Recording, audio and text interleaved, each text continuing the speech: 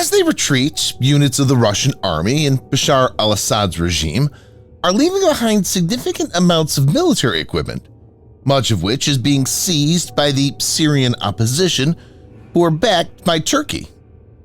Captured platforms include T-90 tanks and BM-30 Smerch multiple rocket launchers. The spotlight, however, should fall on the most valuable of these captures, the rare Russian Podlet-K1 low-altitude surveillance radar system. A photo of the captured Podlet-K1 radar system, mounted on a CAM AZ 6350 8x8 truck chassis, recently surfaced on social media. The Podlet-K1, also designated as 48YA6K1, is among the more advanced pieces of equipment in Russia's arsenal. It could provide a substantial intelligence advantage if it were to fall into Western hands. Reports indicate that this radar system was stationed at the base of Bashar al-Assad's 25th Special Forces Brigade. Viewers may note that on the 30th of September 2015, Russia launched a military intervention in Syria after a request by the government of Bashar al-Assad for military support in its fight against the Syrian opposition and Islamic State (IS) in the Syrian civil war. Since then, about 3,000 Russian troops, along with equipment, have been stationed in Syria.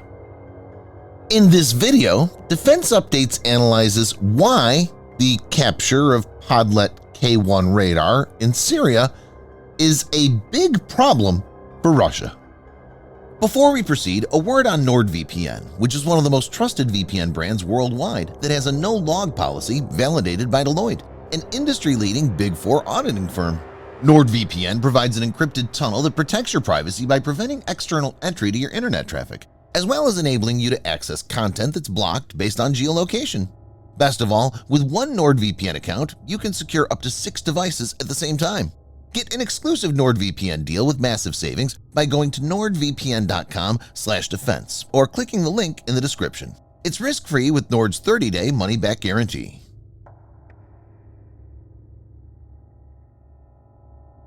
The radar 48YA6K1, or Podlet-K1, meaning approach, is a mobile 3-coordinate S-band IEEE designation or EF-band NATO designation radar of low altitude. It uses a phased array antenna, the upper big array, for detecting and tracking low-altitude targets.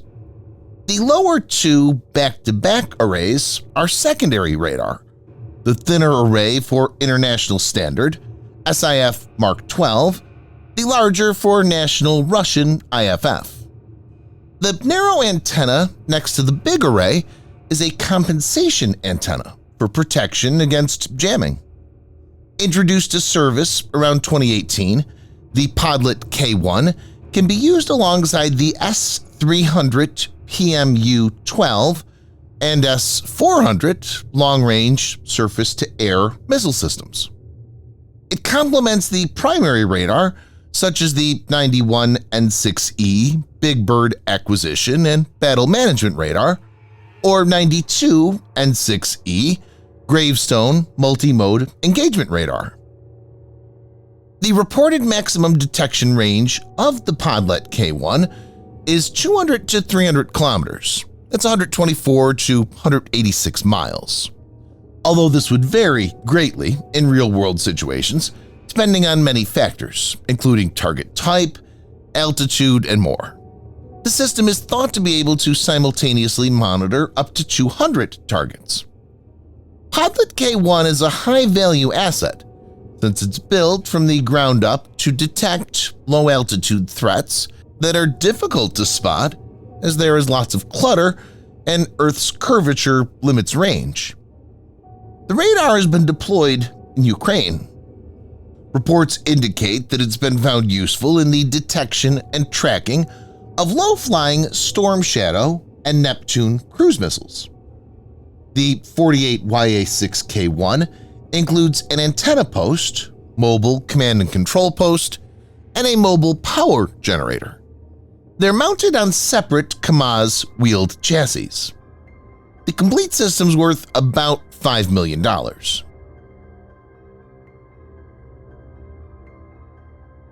A prominent Russian military blogger known as Voyenny Ozvedmoditel emphasized the potential ramifications. He wrote, "Given that the Podlet is one of our primary tools for detecting fast, low-flying targets like Storm Shadow missiles and Neptune cruise missiles, its potential transfer to Ukraine or Western nations for analysis could have extremely serious long-term consequences." As per Oryx, a project that records independently verifiable losses throughout the conflict, Russia has lost at least 3 destroyed and 1 damaged Podlet-K1 radar system during the full-scale war with Ukraine. This underscores the limited deployment of these advanced radar systems in combat operations. Notably, no intact Podlet-K1 radar system has been captured by the Ukrainians so far.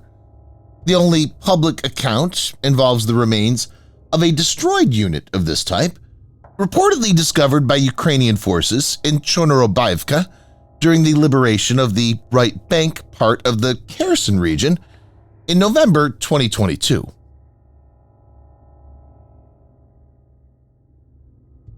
In the Ukraine conflict, many Russian platforms, including the frontline systems, fell into enemy hands. But this is a fiasco of a different magnitude. Air defense platforms, specifically radar systems, are one of the areas where the Russian military excels. The capture of the Podlet-K1 radar system marks a significant development due to its critical role in Russia's layered air defense strategy. NATO is likely to show strong interest in this system, and it's not far-fetched to imagine representatives engaging with Turkey to gain access to or examine the captured radar. Such access could potentially expose vulnerabilities in the system. This knowledge might weaken its effectiveness against Western-designed missiles, which Ukraine continues to deploy in its conflict with Russian forces. It's totally unprofessional to let the enemy capture an intact platform of this kind. It should have been destroyed. Russian military exports, which is an important source of foreign revenue, is declining, and these type of blunders will have long-term implications. Thanks for watching. Subscribe for more videos like this. Hit the like button if you find the video interesting, and kindly provide your feedback in the comment section. This will help us improve.